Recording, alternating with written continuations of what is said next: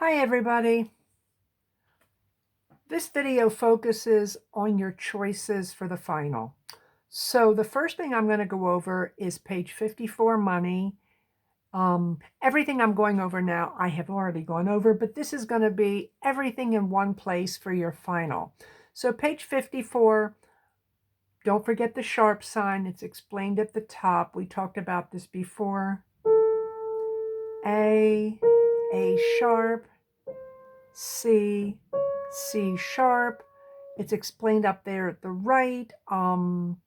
Any note that has a sharp before it. Let's say we have a D and there's a sharp before it. Now, today they call that a hashtag. We used to call it a pound sign, but the music name is a sharp. If there's a D note with a sharp in front of it, we raise it to D sharp. We go to the right, the closest note to the right, and it's usually a black note. So for money, the first and third lines are the same. Second and fourth are very similar. So if you can do half of this, you're not going to have any trouble doing the whole thing. The only thing to focus on so you don't kind of, gloss over it is the very last measure. One note's different than line 2. So here we go. First line, we have both the C sharp and the A sharp.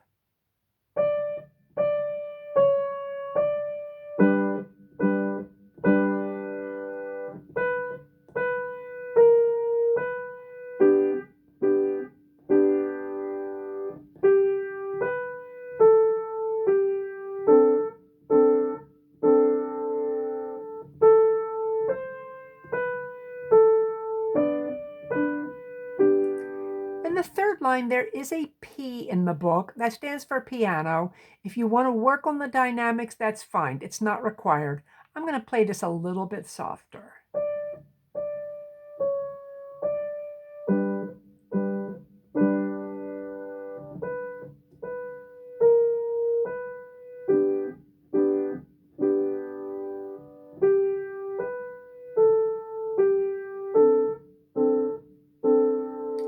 And an F for forte. And here's the different note in the right hand, G. So I've gone over that a few times. I've sent you videos. That's one of your choices. We are going to flip over and look at cuckoo. To do cuckoo, you need these left-hand chords. The D7 has that F sharp, and I like to play this by taking my hand and just sliding back rather than taking my hand and twisting at an angle. Sometimes people, like very tall men usually, if their fingers are a little bigger, they do have to twist. But I find this more comfortable. So in cuckoo, there's two things that people sometimes forget. Repeat sign at the end of line 1 and long, short, long, short. That's it. Sometimes people forget the ties in line 2. And because this has been online and there hasn't been that, I don't see everybody, every class, because during the classes I'm looking around the room and checking on how people are doing. So since there's less feedback on ties, I'm just going to point this out again. Let's look at this piece. In the right hand, that curved line is a slur. That means smooth. That's because it's different notes. The third measure, that sign just means that's smooth. In the right hand, that's smooth. But in the left hand, second line, you just hold that because the notes don't change. It takes a dotted half and adds it to another dotted half. You get 6 beats. So I just want to point that out in case you missed that in the playing. So here we go.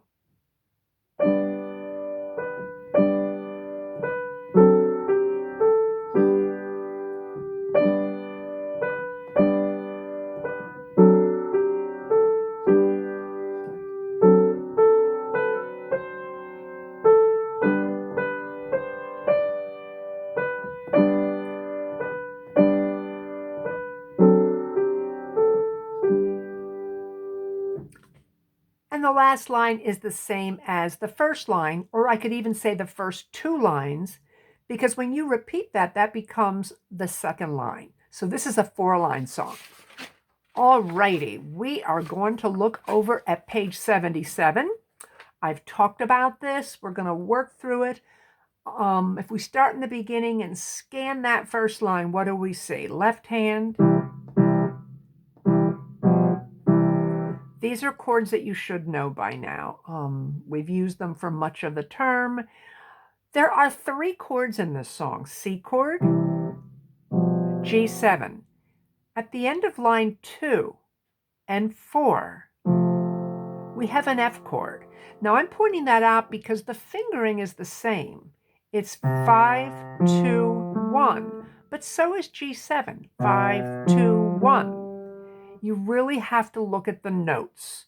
If we look at a G7, 2 are together on the piano, and when you look at the page, you see that 2 are very close. They're kind of touching. One goes to the left, one goes to the right. So at the end of line 2 and 4, that's a common thing. People make a mistake. They play the G7 chord, so don't do that. Now, the only rhythm here that's new, and it's not really new because we've been talking about this for a few weeks, but if we think of the whole term and now, you've got the eighth notes. You can look through page 76. You can read those examples.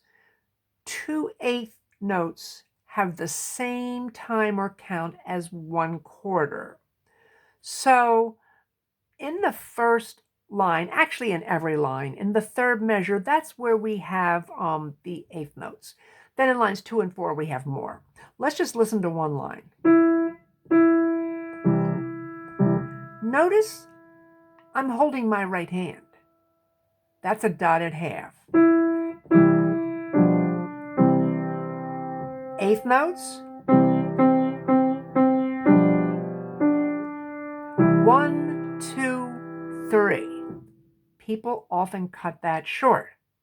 So, I've pointed out a couple of the things that people sometimes get mixed up with. At the end of line 2,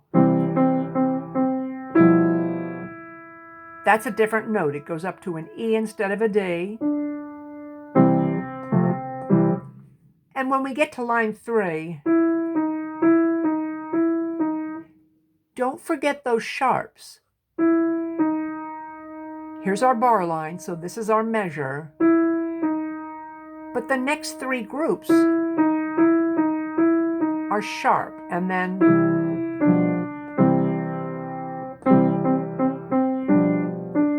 one, two, three. Okay, for the purpose of the final, if you choose this, you will play down the page. At the very end, it says D, C, Al fine. It's explained. It means go back to the beginning. Even though there's no repeat signs, it's kind of like a manual repeat. It's words that in Italian tell you that. DC means da capo. Capo means head.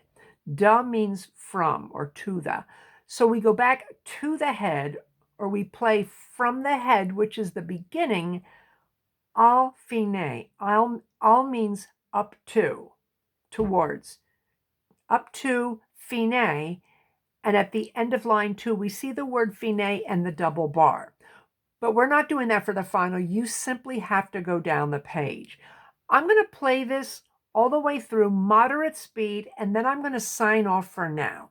So from here on in, our focus is on getting these finals going. Hopefully you've been working on them. I've been sending out information to get you started. I do understand you've got a lot of courses and there's been a lot of stress, but hopefully you've made a start and you will finalize your choice and really work on it.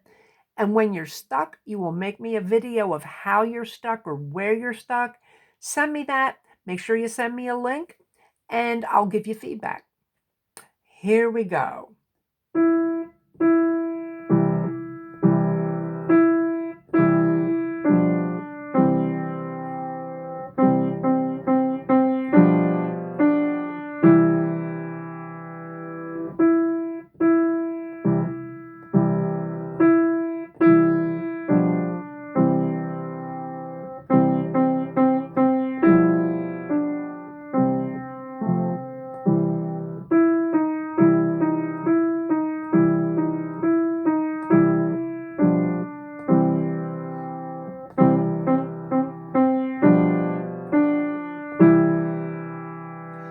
notice I lift my hand for the rest, left hand, left up, up.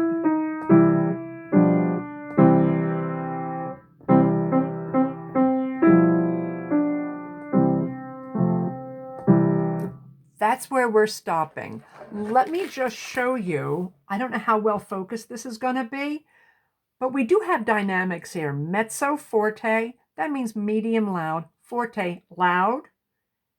Mezzo forte and forte. You do not need to do this. If it's easy enough for you to do this, you can try. Some keyboards make that actually more difficult. Don't worry about this. If you have a piano or an instrument that it's easy to do, and if you want to, that's fine. This sign right here, little point and it gets bigger, that's a crescendo. That's a sign that tells us as we start wherever we are, mezzo forte, we get louder to forte. Now we're going to stay forte. We're forte and we're starting forte and we get softer. And how soft? Down to mezzo forte. Medium loud, louder, loud, loud, loud, loud, getting softer. And it doesn't tell you how soft, but if you did the DC, and you know what? I realize you probably can't see this. If you got, you are forte, if you went down to mezzo forte and repeated, you would be at forte. When I have a couple degrees in composition, and when I studied, it was important to me, and there's different opinions, but it's always been my opinion. If you say get softer, tell the person how soft. So here they tell you over here how soft, so you can figure that out. If we go to the very end, it doesn't really say. We can figure it out. But my preference is always to try to make things clear. So I'm not even grading on that. But if you've got this down and you want to rock it a little higher, then you can work on that. Signing off for now. I'll talk to you guys.